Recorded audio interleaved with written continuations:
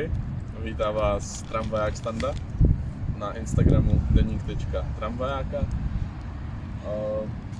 Skoro rok řídím tramvaj a na TikToku a na Instagramu mě můžete najít. Točím tam vlastně obsah, co se týče tady dopravy a tramvají, možná někdy autobusu, nevím. Takže samozřejmě můžete sledovat, pokud vás to zajímá.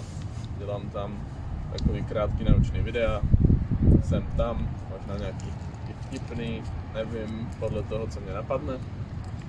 Takže pokud chcete vědět víc, tak sledujte hlavně i tady ten kanál, kde budeme dávat videa od řidičů, takže se tak trochu líp podíváte do toho, jak to funguje a co všechno to obnáší. Takže užívejte.